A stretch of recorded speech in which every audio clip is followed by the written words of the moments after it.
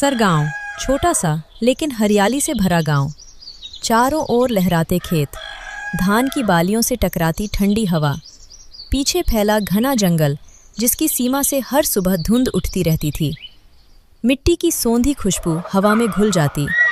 नीम के पुराने पेड़ के नीचे बैल खड़े जुगाली करते रहते। गांव के किनारे जंगल से सटा एक मिट्टी का घर था। छप्पर की छत, दीवारों पर गोबर मिट्टी की लिपाई। यही रहता था भीमू, लंबा सा, दुबला, आंखों में सादगी और हाथों में ऐसा जादू कि लोग दूर दूर से उसका बनाया मटन चावल खाने आते थे। उस दिन भी चूल्हे पर लकड़ियां सुलग रही थीं। लोहे की कड़ाही में तेल चटक रहा था। भीमू मसाले डालते हुए बुदबुदाया, भीमू, आज जंगल की लकड़ी है, स्वाद और गाढ़ा आएगा।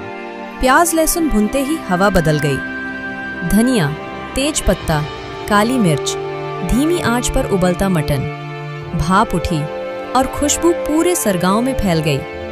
खेत से लौटते किसान बोले, अरे फिर भीमू ने चूल्हा जलाया लगता है। जैसे मटन को चूल्हा पर से उतरा मटन हड्डी छोड़ चुका था। ग्रेवी में लटपट देखकर ही जैसे मुंह में पानी आ जाए। नीम के पेड़ के नीचे पत्ते बिछ गए। भीमू पत्तलों पर चावल परोसता जा रहा था, ऊपर से मटन की गाढ़ी ग्रेवी। बुढ़िया, बेटा, तेरा हाथ भगवान ने बनाया है। इतनी अच्छी स्वाद वो गुरु मान गए, शहर के होटल भी मात खा जाए। भीमू मुस्कुराकर बोला, अरे काका, यह तो आप लोगों का प्यार और दुआएं हैं। हमारा मेहनत और लगन बस माँ के सिखाए मसाले हैं। लेकिन दूर खड़ा एक आदमी सब देख रहा था। छोटी छोटी आंखें, तेज चाल। नाम था लालचू। लालचू का ढाबा नीम के पेड़ के सामने था। भीमू के यहाँ हर वक्त लोगों की भीड़ को देखकर वो सोचता मन में जलन भरी, लालचू, सब तारीफ इसी की और मैं, इसका कुछ न कुछ करना होगा। पास ही के गाना जंगल में जहाँ धुंध उठ रही थी, और उसी जंगल में, इस जंगल में भीमू के साथ कुछ खेल होने वाला था जिससे भीमू अनजान था।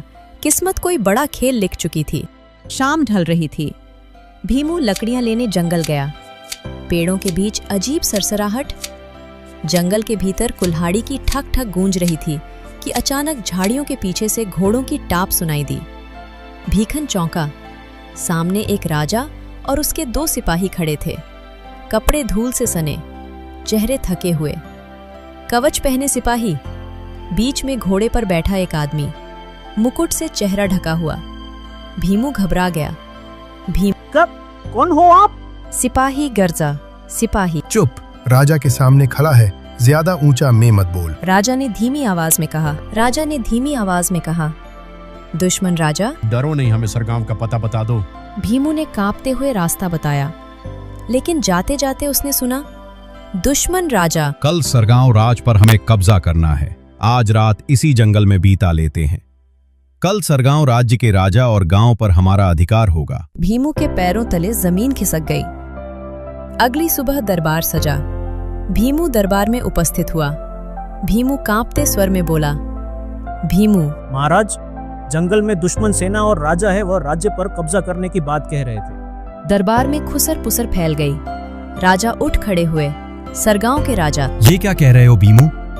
अगर ये सच है तो इनका पता लगाया जाए। जो उन्हें पकड़ेगा उसे इनाम मिलेगा। सोने की मोहरें, खेती की जमीन, सम्मान। रात को लाल, भीमू का दोस्त, भीमू के घर पहुंचा।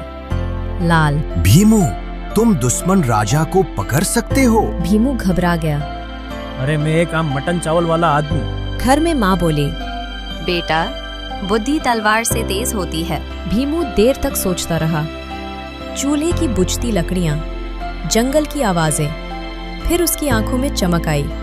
भीमू, नींद लाने वाली पत्ती मटन में मिला दूंगा। भीमू जंगल से खास पत्ते लाया। रात को दुश्मन शिविर में पहुंचा। मटन पकाया।